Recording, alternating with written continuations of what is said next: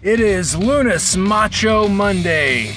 Ian Torch here, and maybe I owe you all an apology for last week's very somber approach to, well, how everything was going on, but 3 weeks back-to-back of wrestlers' deaths, I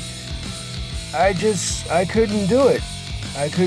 I tried to still give those who have passed a very respectful moment, the 10-bell salute. Those being, of course, Paul, Mr. Wonderful Orndorff, and Chris Youngblood. Welcome to another episode of Rock and Wrestle. Both have a very illustrious, well-traveled career.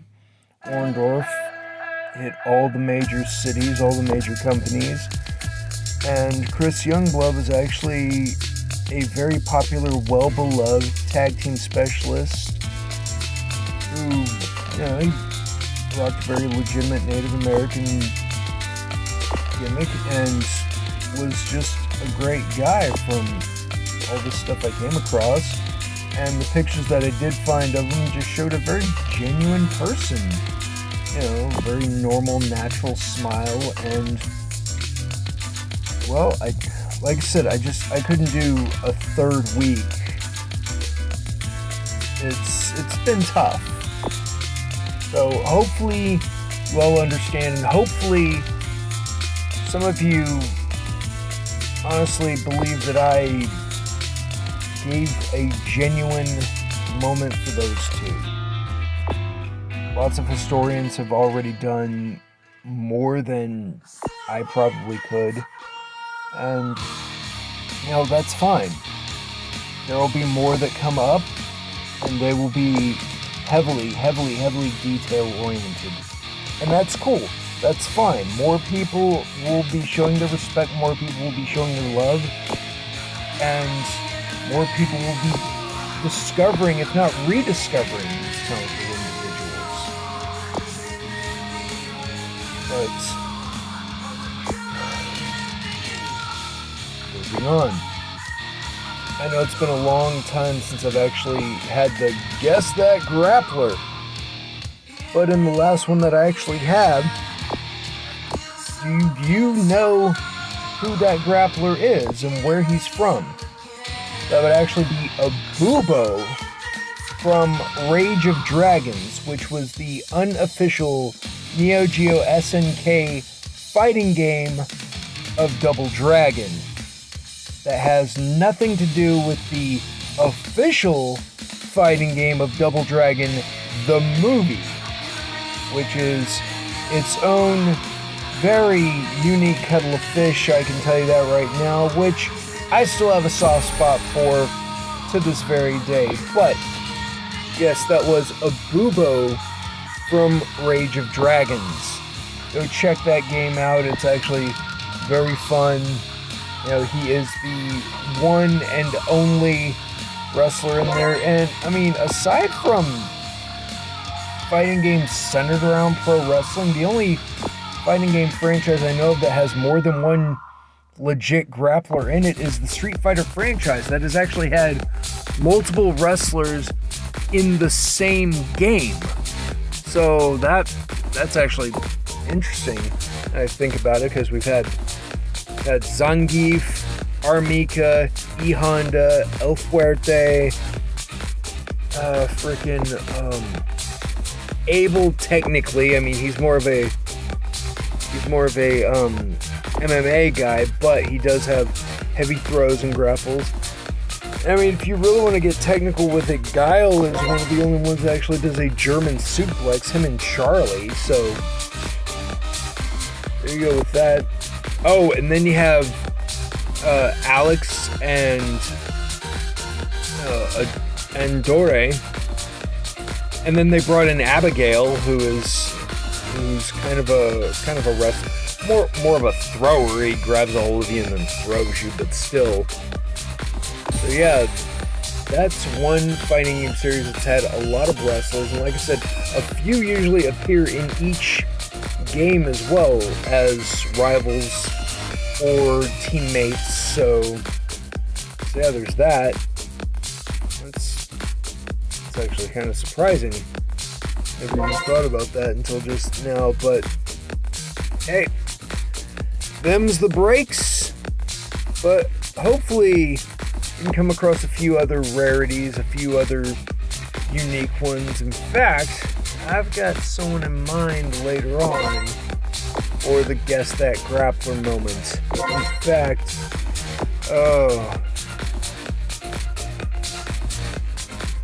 well, you're gonna kick yourself if you don't get it. Well, some of you might. In fact, you'll probably be red in the face next week when you realize who I've posted. But you never know. Maybe there's more of you out there that actually do remember these games, that, or you've gone back and checked them out, which is always fun. It's actually, I enjoy it when the younger ones actually come across the classics and go, hey, this isn't half bad. I mean, if it wasn't for stuff like Fire Pro with Creator Wrestler, and all of the detail that they put into it, you'd be like, oh wow, I didn't even know that game existed. I didn't know that character existed. And it pays off. And you get a whole new group wanting to find out more about this. Like, why are these people influential? Are they based off of wrestlers? If so, who are they? I want to go find out who these characters are. Like, the characters Golden Hulk and Sledgehammer are both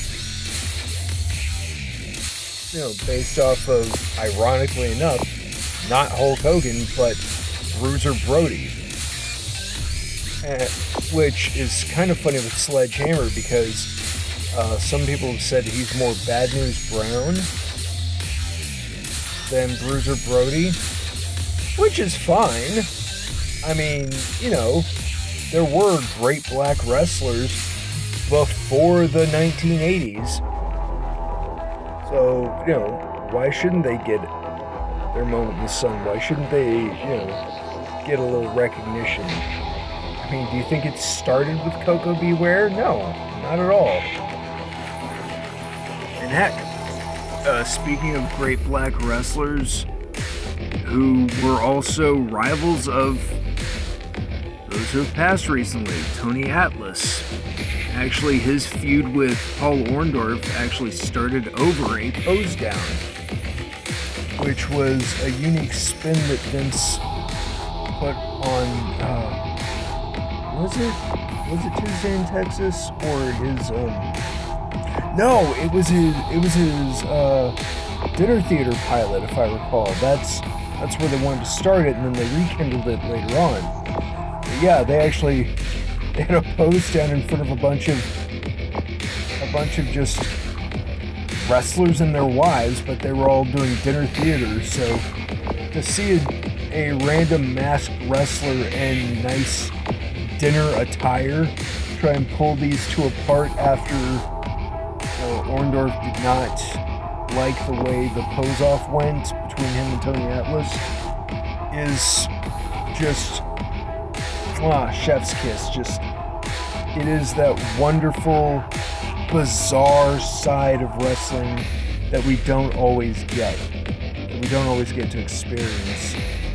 But yeah, that's one of those moments that definitely should be remembered, and I certainly hope somebody did post it somewhere, whether it be Twitter, Instagram, Facebook, any other type of social media. If it circulated through TikTok, okay, cool, hey, whatever. I'm totally down. Like I said, it's actually great coming across these and reliving it and going, oh yeah, I remember that. And Orndorff was actually one of those. He had the body, and he could have gotten by with just clothesline, body slam, but he was actually really smooth with his deliveries. He had a hip toss that I mean, coming from him, you're like, dude, that could very well put someone down. And, a hell of a puncher. When he and Piper traded blows, you're like, oh, here we go. Going back and actually seeing some WCCW with Chris Youngblood, and even when he got to show up in WCW, he got to, they gave him the fiery native attitude, if I recall. Or was it the Warrior Rage? Classic wrestling. They show you respect in the most backhanded of ways, but they tried? Question mark? They did what they could, maybe. But he was tag team gold almost everywhere he went, which has got to mean something to somebody somewhere. The Guild, Nomad Gang, Blue Steel, that's the why. VIPs. That's why you get a chance at the bows, because you clearly have the potential. Why not? I'm just glad you're all very understanding that, I was able to kind of gather my bearings a bit more for this week, even though the past 3 have been very unique to say the least. But live shows are back. The big names are doing their live shows again, which has excited myself and fellow wrestlers, fellow fans, fellow members of the community. We're all psyched because we're getting there. It took a while, but we're getting there. I mean, I'm gonna call it by mid-fall, everything should be operating at 90%, which is still a lot, and still more than worth it. And why not? Because we've been trying for so long, people. I know you have, I have, whether we've been watching tape, coming up with a new routine, whatever it may be. But now, let's get on with the matches. First off, we have an intergender triple threat match with Bao Zing against the Black Plague and Celeste, who is going to come out on top. This one, folks, it's going everywhere. Fists are flying. Knees are getting dropped. There was a crossface in there, but with the Beijing drill, he gets it done. And now our ladies match between Libra and Eliza Bratt. Eliza looks like she's in control, but with the scales of justice, Libra out of nowhere. What's going on here? McBastard and Mr. Europa are jumping Banger and Hustler. God, they're not even able to get in a fist in edgewise. This brutal mugging here, folks. Good God, someone get in there, break it up. But now, on to an actual tag team match. This one is a Falls Count Anywhere match. But you want to talk chaos, we've got Scuzz Bucket and Danger against Ice Pick and Concrete. Oh, and with the rib splitter, the Hatchet Men come out on top. There's that home field advantage for you. Oh, what did Grifter say just then? Oh, the crowd is responding. Oh, that's why he is who he is. Oh, and now another battle of the sexes as Reba Roughneck takes on Dre Apex. But Reba's got her own enforcer at ringside, and Dre just couldn't leave Morbid in the back to his own devices. But with some ground and pound, Reba comes out on top. And now, this is for a shot at the heavyweight title. as the Tank and the Son of Samoa battle it out. This is a Haas match, and with the harpoon, the Son of Samoa gets it done. And now, ladies and gentlemen, this is your main event for the TV title in a last man standing match. Will the Silencer live up to his name, or will Simply Marvelous get it done? There you go, folks. That right there, that was a hell of a show.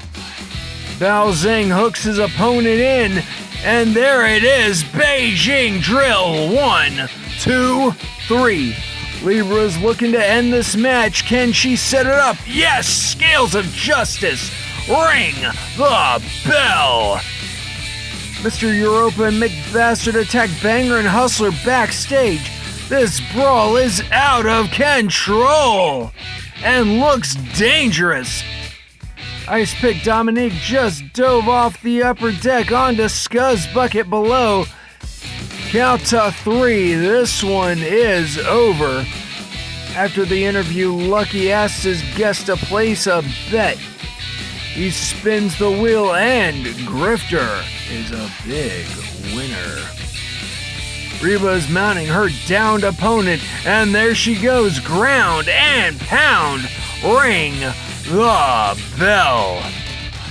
Son of Samoa's crouched down and waiting. There he goes, harpoon! 1, 2, 3.